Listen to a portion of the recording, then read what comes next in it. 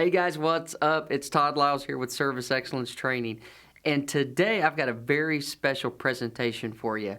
It's me hanging out with my good buddy, Terry Barrett. And we are talking about how his company, AirNow, gets a 67% plus conversion when it comes to service agreements.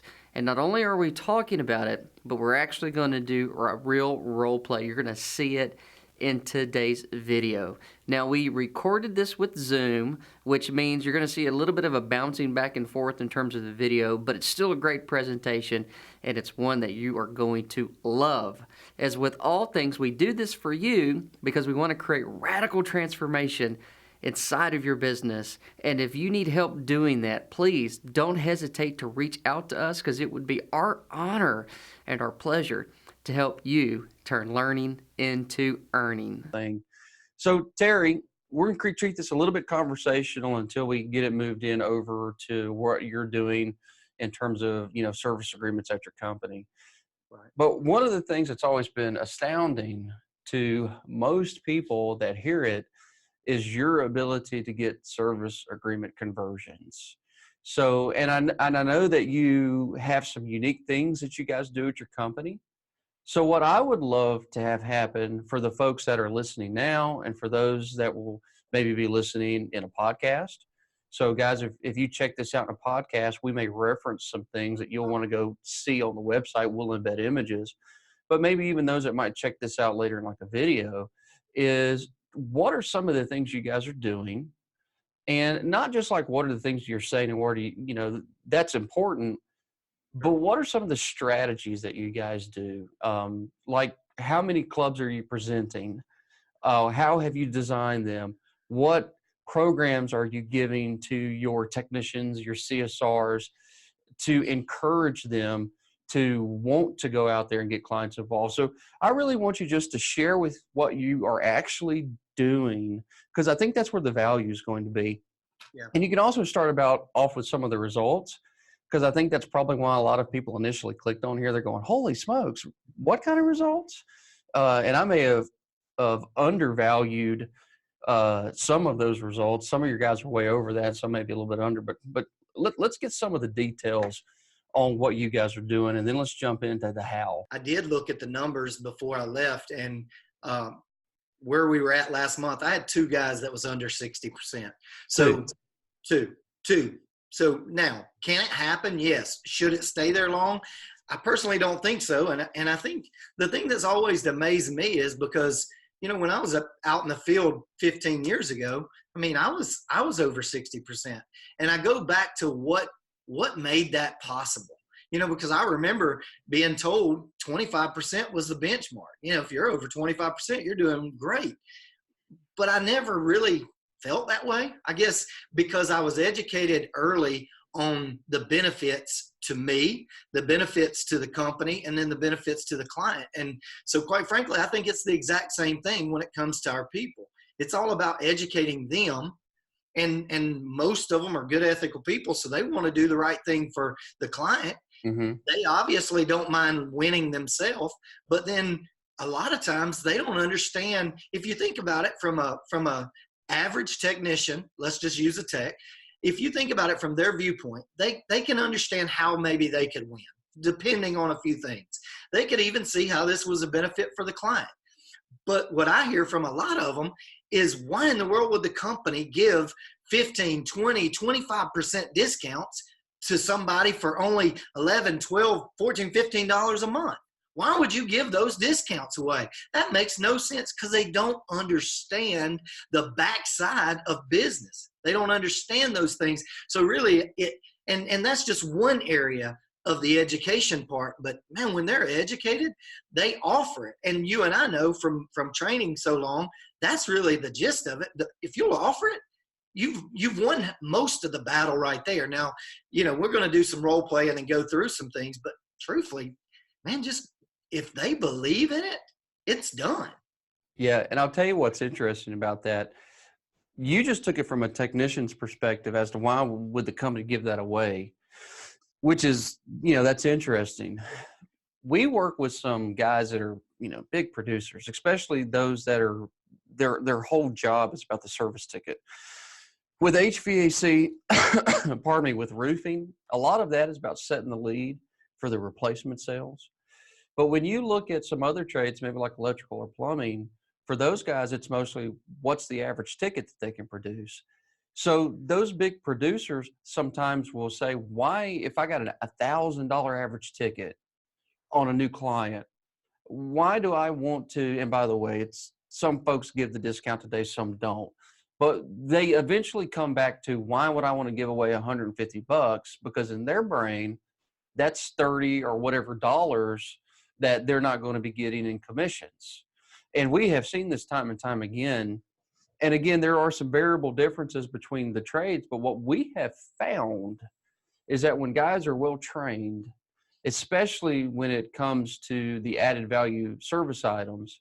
So if you don't have a strong division in your roofing or in your HVAC where there's value added items like IAQ or going with, solar powered ventilator fans, this might be trouble for you. So that might be one of the reasons why your averages are low in those type of calls.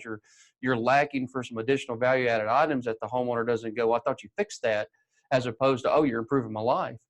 But what we have found by going back and looking at some studies is that when we got strong value added items, and just naturally when we're plumbing and electrical, that on service tickets, you actually do generate a higher service ticket on your club members. And guys, that's from tracking a lot of clients and going back and look. And look, I fundamentally know there's a movement right now for some other folks that are so zero focused on replacement. They would tell you don't even get club members because it's like a problem for your business because they don't buy stuff. I'm like, well, yeah, they do. They bought a new system from you. Well, so there's a little bit of a heart perspective there, I think, Terry, which is if we get it in our mindset that the only thing we want to do ever only is just generate a $10,000 average ticket every time we go to someone's home, then I guess we never would serve them with club memberships. But I don't think it takes, you might get that business built up quick, but some companies can do that for a long time. But I think you got to have that service side, because when you don't have that service side, I'm thinking of one company in particular in Southern Florida that had that other focus. I mean, they've basically disappeared. I think they're trying to rebuild because not having a heart of service, I think, is going to lead you towards a path of people making some questionable judgment calls if they're in the field. So I kind of got off a tangent, sorry.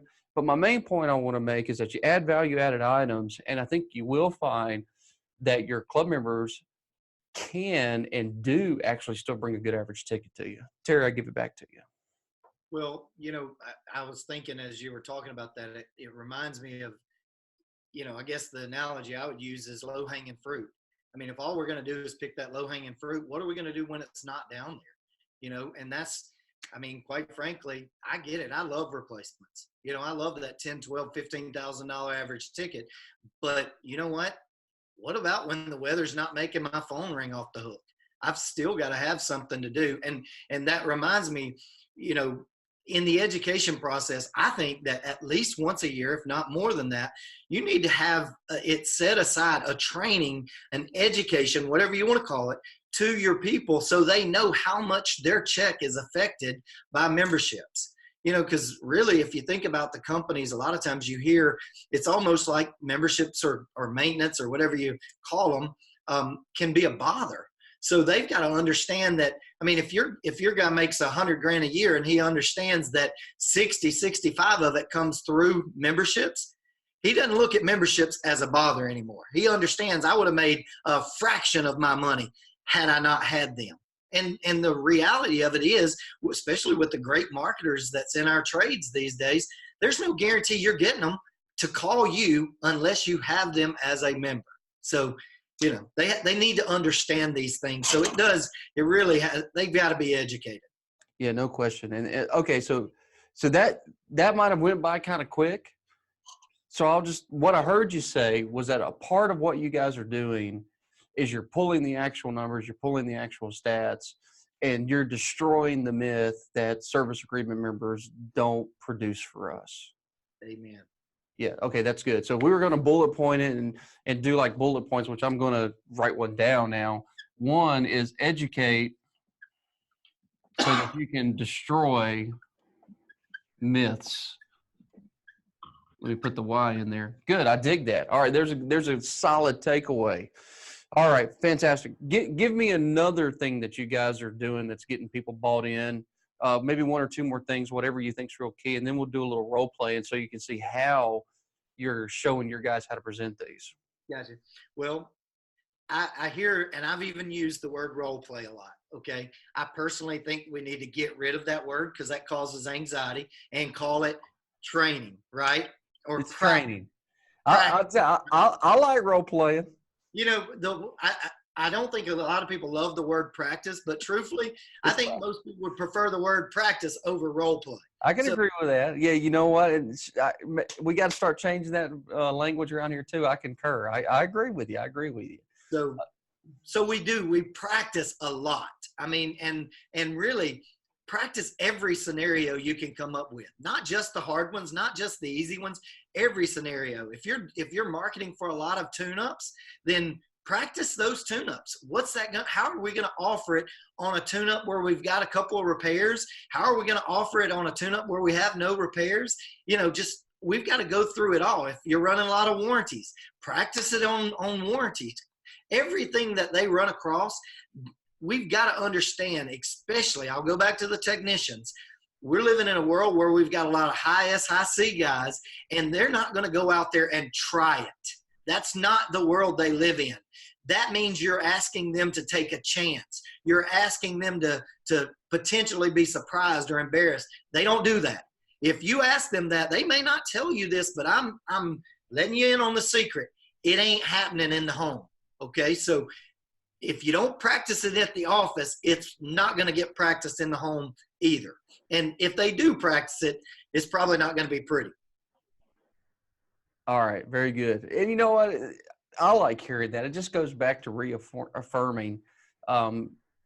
Language is critical. It's practice. It's work. It's not a role play. Role plays can be intimidating. I get it. You know, same thing. We got into the habit around here of saying a ride along, and then I stopped and evaluated that. I'm like, ride alongs are pointless. Ride along sounds like you're visiting. It's skill evaluation. It's skill practice. It's one-on-one. You know, in the field. It's not a ride along. A ride along doesn't carry power. So yeah, it's the same thing. I like what you're saying. All right. Let's talk memberships. Hold on. Before you go here, okay. The only other bullet point I want to make sure that we get on there is track it and post it. I mean, They need to know their numbers. I promise you, at least 80% of the guys that come through my class do not even know their numbers when it comes to memberships. And now, I'm not telling you how to do it. I can tell you at our companies, it's quite simple. We have a board up and we don't get the emotion in it. So if you hear a membership percentage, there's only a couple things I'm thinking. It was an opportunity if you went to the home and they did not have a membership. Mm-hmm. Maybe they had a for sale sign up. I don't care. If they had maybe it was a tenant. I don't care. Maybe they weren't, nobody even there. Doesn't matter. Did you go to the home and were they under membership? And if that's the case, if they weren't under membership and you went to the home, that was an opportunity. I like it. Track those numbers, post those numbers.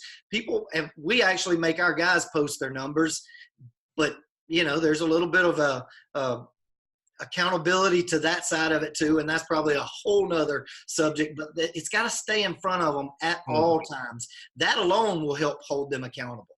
Absolutely. And this is tied in exactly what you're talking about, tracking and posting numbers. What you're doing is you're setting that very clear expectation. And it's like with Dean, our newest team member who's going to be a superstar. We're training him to help us grow our classroom division. And in these first 2 weeks of training, he knows on Monday what his expectations are to be delivered to me on Friday.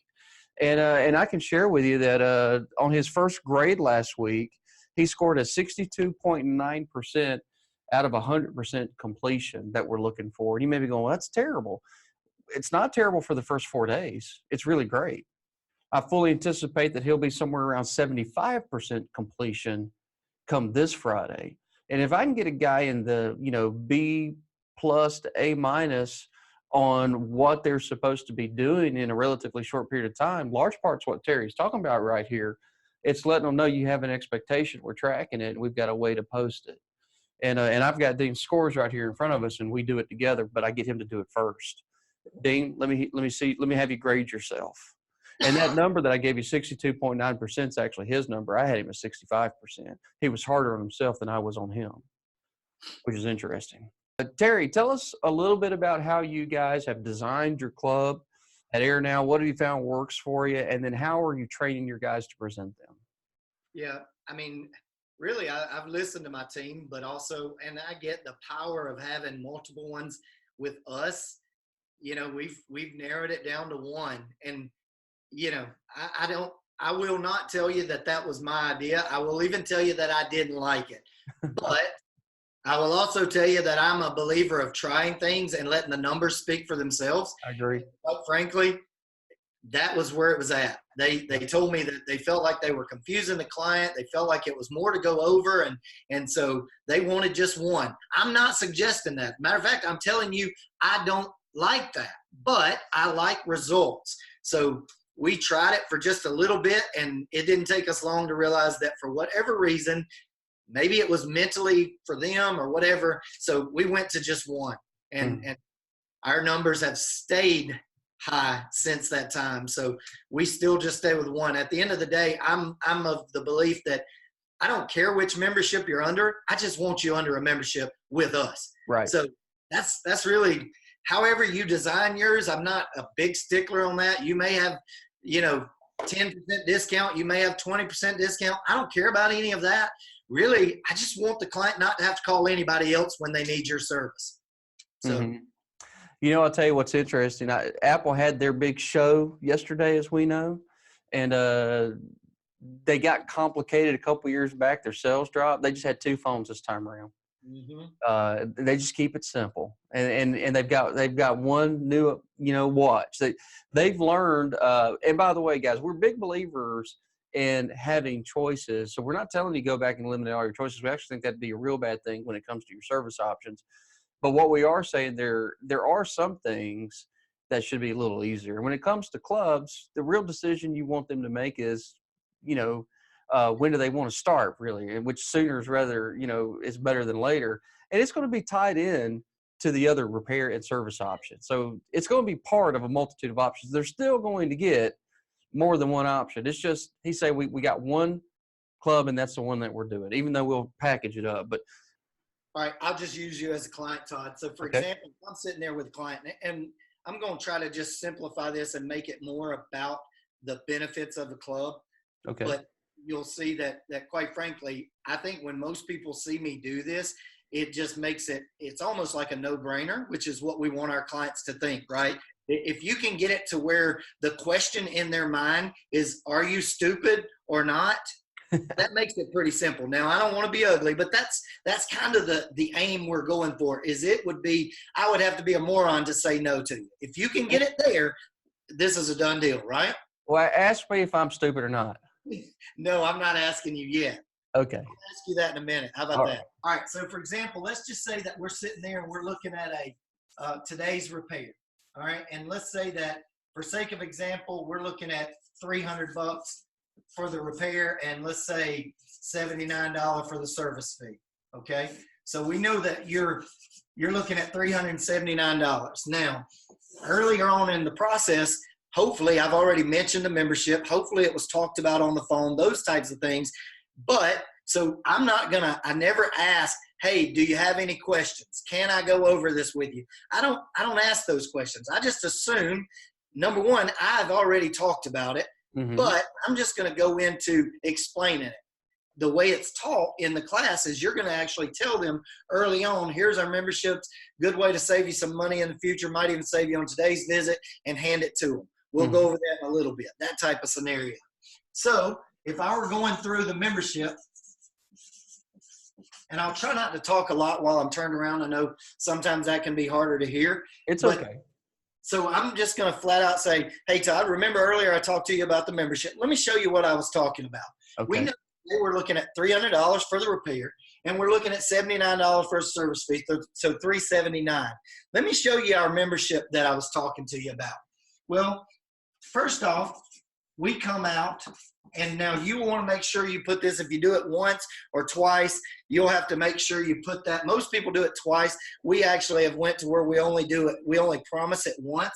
But so, for example, if you're sitting there once or twice, you're going to put that on there. Right. And then you say, Todd, let me explain why this right here is so important. Couple of things. Do you know that when we go out to homes and let's say it's 95, 100 degrees outside and we get called out because their unit's not working?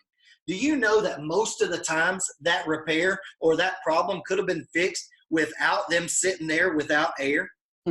That's one of the values of this. Matter of fact, depending on the study you look at, 86 to 92% of the time, those demand calls could have been prevented. So I'm going to put that over here just so you'll remember. 9 times out of 10, we could have gotten that repair without you having to suffer or your family having to suffer and being without air. That makes right? sense. Another thing that this really does is what most people don't realize, but we're talking about a lot of money, especially on the heating and air side, on your utility bill. LSU done a study that showed that 15 to 35% of your utility costs could have been saved with just routine scheduled service. How much is your utility bill running you on an average month? $275 to $300 during the summertime, and then it'll go to about $200 in the wintertime. Okay, so $250, I guess. 200. Yeah, well, that'd be a little low, but you can use that number. Okay, so let's just say your lowest at 200, and if we only saved you 10%, not the 15 to 35%, we only saved you 10%. Keep in mind that's $20 that we're talking about a month. Oh wow! And that's the reasons that we do this service right here is to, number one, prevent those problems, but also to save you some money. Okay, that's covered under our membership. There's some other things that I want to go over with you though. We actually give a 20% discount on any repair. So for example, you're looking at $300. If you would have been under our preferred membership, instead of paying $300 for that repair, you would have actually paid $240 for that same. If I join that membership today, can I get it for $240 or is that boat sailed? Yeah, I can't do that, but I will make it very, very enticing for you in just a moment because we're trying to build our client base when it comes to our members. So I'll go over that with you, but let's talk about some more of the benefits because just the money alone is not the only thing. For example, so you're talking about a good savings there, right? Another thing is, well, for your service fee, you're never going to pay more than $39. So here you're looking at $79. I can tell you on weekends or holidays, you're looking at $99 or more. Well, not under our membership, you're never going to be looking at no more than $39. All right. So keep that in mind. Okay. And listen, that's holidays, weekends, doesn't matter. If you call us out, you're never going to pay more than $39. And the reason we can do that, we can't make money if we're charging $39 to send a technician out here. Right. But remember, 9 times out of 10, those repairs don't even have to be done on this call. They could have been done, if not prevented altogether, on that routine scheduled service. Oh, that makes sense. Okay. A couple other things I want to go over with you. Well, we know that right now your system's not at a point where it's needing to be replaced, but you know what? There's going to come a day and time when that's not going to be the case. If you're under a preferred membership, you're going to get a 5% discount on a replacement of a new system when that time comes. But let me go over something that I think you're going to love. After spending a little time with you, I think this right here is going to be something that you're going to like a lot. It's priority service. Let me explain to you priority service. Let's just say that it's Saturday. It's 90 degrees outside, so it's good and baking hot here in Austin, Texas. And, well, your system goes out. Down the road, their system goes out, same hot day. You call us, you're under a membership. They call us, they're not under a membership. Which one do you think we should go to fastest? Me, because I paid for the membership. And that, my friend, is exactly what priority service is. All right. I told you, you're going to the front of the line over anyone who's not under a membership when you're under our preferred membership. So you had asked a little bit earlier, and just so you know, all of this right here is only $14.95 a month. So basically, you're already paying for it. Even remember that was at 10%. Yeah. So if you were saving that 15 to 35%, who knows how much you're paying, right? But so you're already paying for all of these benefits. You're just not getting it. Now, you asked about the money earlier, so let me show you what I can do. I can't do anything about the $300. I got to charge you that today. But a good thing is you're going to be up and running. This thing's going to be cool and good, okay? Now, to increase our memberships or get more of our club members, we are doing this. So instead of the 79, I can do it for the 39, and then I just add the first month on there, so $14.95. So let's see, make sure my math is right. So we're at 5. So I guess really I got one question for you. It would be 343, wouldn't it? No, it's 350. Oh yeah. I'm from Mississippi. Sorry. There you go. That's all right. So, but I appreciate you checking me. So let's look at something right here real quick. Let me ask you a quick, simple question. Do you think it makes sense to spend $379 and get none of these benefits, or spend less money at $350, $395 and start enjoying all these benefits? That's pretty easy, man. Let me get that at 353. Were you going to pay today with check or credit card? I'll do whatever's better for y'all. I don't care. Can I get my points on my credit card? That's up to you. I mean, we're going to run it through it like normal. So if you've got a card that you get points What if I do my check? How do you do the monthly? Can you take care of that on a check or?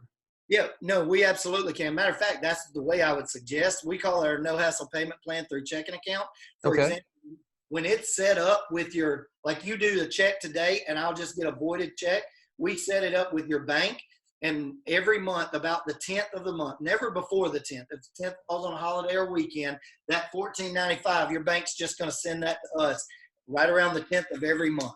Let's just do check, man. That's fine. Okay. Yeah. Yeah, that's fine. So that, and I guess it really, to me, this is why I don't think that you should accept less than 60%. If you guys are writing this stuff down, I told you, it's a are you stupid or not question. Yeah. And that really is. Do you want to pay more and get less? Pay less and get more. Uh-huh. No, I'm with you. I like it. It's very simple. It's very easy. It just makes financial sense. And, man, that's really good. Thank you for sharing, Terry. I love it. I love it when the math, because the high C nerd side of me goes, oh, it's some math, and it works. Yeah, I know. Yeah, the Mississippi side of me forgets to carry the one. All right, let's see. I got a question for you. I'm going to slightly reword one of the questions, and then I'll ask the question exactly how it is. So how many techs do you guys have now? We have 11 in the field. All right. So we got 11 techs in the field. All right. And how many service agreements do you guys have by the company? 4,044 as of the end of August. 4,044. Okay. And what do you guys anticipate will be, if you don't mind, maybe James will mind, I'll ask you though, what do you anticipate the revenue is going to be by the end of this year? 7. 7 million? Yes, sir. Okay. And the reason why I was asking is one of the questions from S. Biles, I'm assuming maybe that's Scott or so, is he wanted to know what KPI do you use, and I'm assuming he's asking you directly. So now we kind of got it. So Scott was wanting to know, what KPI do we use? Let me find it again. For the number of memberships, for the size of the company, and the number of techs. So Scott, if you're looking at your numbers, you kind of got an idea here, right? You can take 11 techs to 4,000. You can go 4,000 service agreements to 7 million. You can come up with a KPI percentage if you want. If you want to multiply this by the number of calls that they're running on average, are you guys running on average 3 to 4 calls a day per guy? What are you guys usually doing, Terry? That's about right. So if we said 3.5, that'd be about halfway in the middle, times 11 times, say, 260 days, 3.5 guys, 3.5 calls, times 11. That's 38.5 calls a day, times 260 days. So you guys are running about 10,000 calls, roughly speaking, a year. 10,010. So you guys are sitting as a company at about 40%. You got about 40% of your business in terms of like where the guy's going already taken care of before the year even starts. You just got to find 60% new service calls. Yeah, and that's if you do it once. If you did it twice, you just doubled that 4,000, right? Yeah, and twice was the old standard for a long time, but I think the people that do it twice are the ones that probably ain't got enough normal service. Get down to one. One will take care of a system easily. And I'll make a quick point there. Since we've went to one, you know, you've got mixed emotions. There's some that's used to it being twice, and we'll do it, you know. But reality is, this is a work filler. So this is not something to put our guys in overtime or have them out there working, you know, late and that type of stuff. This is something to fill the schedule when the weather, so to speak, in the HVAC industry is not doing it. So, you know, to me, I found that a lot of people they're happy that we went to one. That way it's more convenient for them. They're not having to schedule it twice a year. So, Mr. Biles or Mrs. Biles, could be a lady. Hopefully that answers your question. If so, hit me with a thank you or a clarification. All right, we got another question here. John Dolendorf, I'm going to go to you. Terry, how much time do your CSRs talk about the membership before the tech goes out? Not really a lot. I mean, the way I want mine to do it, and I have no problem with them, with, you know, CSR selling them and all that. I personally don't think that somebody should be able to sell one over the phone near as much as, or as good as I could in person. I will tell you personal experience. No, you know, I don't have any studies on this, but I've seen most companies that do have their ladies or their CSRs doing it over the phone. They give away a lot of discounts. That's not necessary. But that's not saying that's always the case, or they're having to do it because their technicians just absolutely stink at it. So with ours, we have taught them, their main thing is to say, just like I said a minute ago, you know, this is a good, hey, Todd, if I know who's coming out or if I don't know, hey, when the tech's out at your home, get him to go over our membership with you. It's a great way that you can save some money down the road. Might even can save you on today's visit. All right, I like saving money. Yeah, and that's all they're doing is planting the seed. I kind of look at it like this. It's like, you know, I love a good steak, but reality is I'm not going to take a 10, 12, 15-ounce steak and eat it in one bite. So we're breaking it up into bite-sized chunks, so to speak. So they're just planting the seed. When do you start your monthly billing, Terry? When do you guys start to do your first one? Yeah, we actually, and this goes on the paperwork. If it is the 25th, because we do all of ours, we don't separate them. We do every one of them on the 10th of the month. Okay. Not later than, or not earlier than the 10th, but if the 10th does fall on a holiday or weekend, it's going to be after that. So if it's the 25th or after, then they would pay the first month and then they would start the following month. Okay. The next question is, when do you guys do your first visit? So, and I guess that might vary a little bit, but give us a general rule of thumb. We try our best not to do it until you've been under membership at least 3 months. Yes, people have gotten that first visit and canceled. Not a lot. I mean, honestly, that's something that if we're doing a good job, that shouldn't happen. You know, I'm not going to make the few that are out to get people or that are okay with laying their head on their pillow by doing people wrong. I'm not going to let them spoil the entire thing for everybody. We just don't have that a lot. I think if your technicians are doing a good job, honestly, I wouldn't have a problem with you doing it now.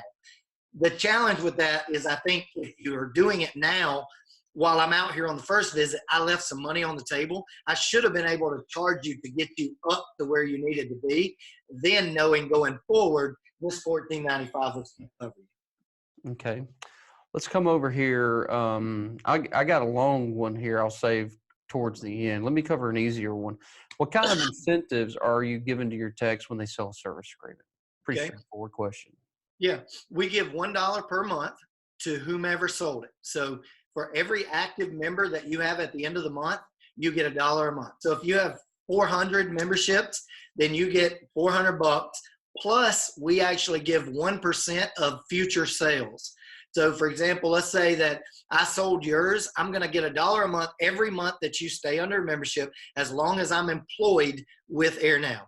Also, if let's say a year and a half from now, you buy a new system, I get 1% at the end of that month that you bought that system for originating the membership. Now, it's not hard with our tracking system to do that. I think that would really depend on your tracking system. But I will tell you that was put into place to retain technicians. You know, if you've got 500 memberships you're getting paid for every single month, well, that extra 50 cents, $1 an hour ain't going to matter a whole lot to you. And at dang straight, I had one guy, I think this was 2 months ago. It might have been a month ago. He made over 500 and something dollars just in 1 month on his 1%. He had like 3 sales that happened that he made over $500 on just for that alone. And he didn't even know it. You know, this was basically 500 and something dollars of found money, because they don't know. I mean, really, they don't keep up with that. They're not seeing, oh, this is Mrs. Jones and I sold her a membership 6 years ago. They don't track that. So, but our software allows us to do that. So before you cause yourself a nightmare, make sure that that's doable. Got it. Got a question here from over at Steve's, and I'm going to answer it, then I'm going to let you answer it too, Terry, because I'm going to answer a little bit from my perspective as well as multiple trades. So Steve said, did y'all say, that you have one club, Terry has one club, a lot of our clients have more, and you sell add-ons to the club membership. So let's talk about the add-ons. And I'm a great example for this, Steve. I just had my fresh shipment sent to me directly from my service provider. My cleaner replacements, I'm not going to call them filter replacements. I'm going to call them my cleaner replacements. My every 3-month electronic filter replacements were delivered right to my door. All right. Because they come once a year, which means the other times I'm changing those. But there has been plenty of times when the guys come, and when they come with the bulb kits and go, hey, Todd, it's been 2 years since you've had your bulbs replaced. It's time to do it. I've got them on my truck now. So if you are offering indoor air quality on the HVAC side, what a wonderful opportunity for you to upgrade them on air cleaners, and what a wonderful opportunity to personally deliver them. If you're seeing them once a year, you can bring them their year's supply. So if you're doing those things, then yeah, I can guarantee you are going to have some pretty substantial add-ons.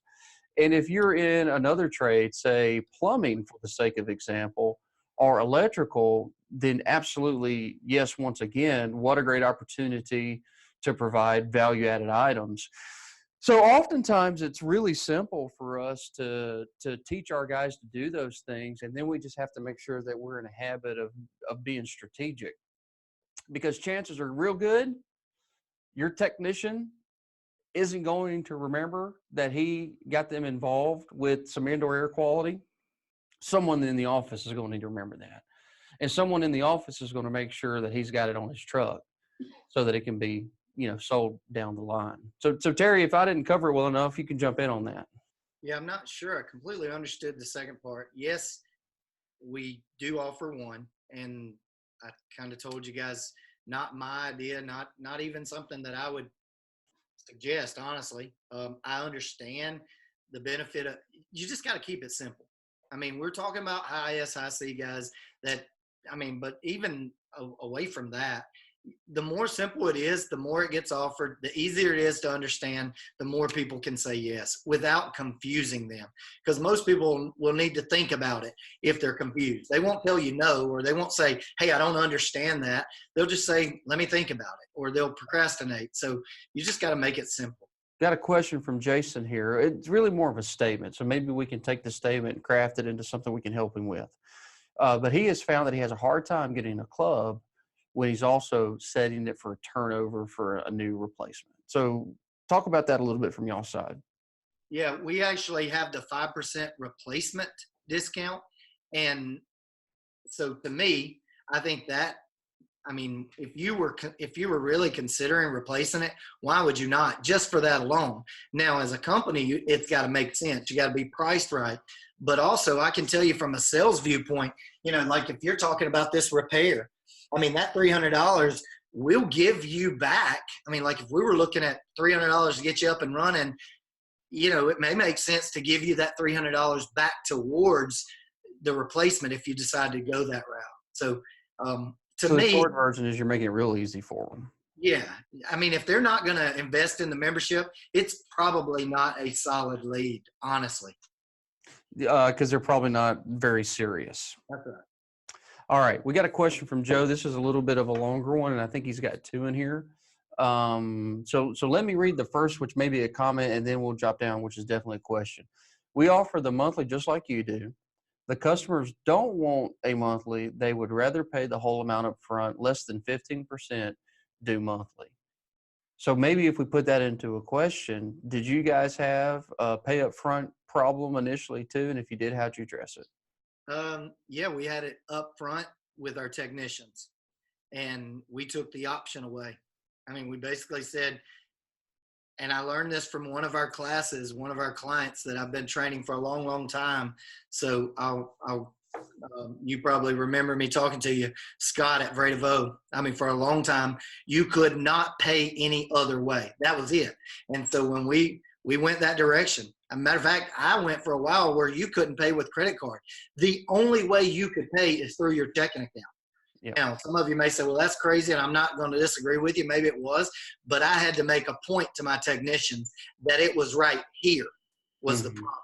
And I remember going to a company in California and doing some training, and their ladies over the phone sold memberships, and that same thing. They're having trouble getting people under a monthly. Said, well, let's listen. So sure enough, we listened, and it was the simplest fix ever. Stop offering. Tonight, if I want to go eat at a steak restaurant, I'm not going to ask my wife, what do you want to eat? I'm dang sure not going to offer to go to the Mexican restaurant, right? I'm going to tell her what I want to eat and hope she just chooses that. So not saying she couldn't say, hey, I was thinking about going to the Mexican restaurant. Well, then we'll discuss it, right? Just like your clients. If I didn't offer annually here, I offered monthly. Todd could have said, hey, I just like to pay for things up front. And we could have went down that road. But I'm not going to offer that because I don't want him to do that. Yeah. Let's cover this last one. It's a continuation from Joe, but I think it's interesting. Joe's got multiple trades. They've got heating, they've got plumbing, and they've got electrical. They're from border, so I think that's probably going to be real close to Canada or just over Canada. Obviously, sounds like a cooler environment. He says the following: I like getting in front of our customers a minimum of 3 to 4 times per year. Our service plan has plumbing, electric, and heating as well. Oh, and cooling. So there's HNC. For those that have multiple trades, what do most people do? And I think this is kind of a question of best bang for the buck, and yet not ignore or annoy the client. So what do you think about that, Terry?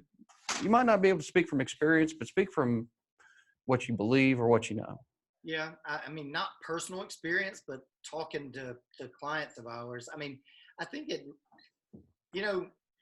depends on your techs. Obviously, if they're not multi-trade or cross-trained, then you're going to have to get more visits. Could that be done at the same time?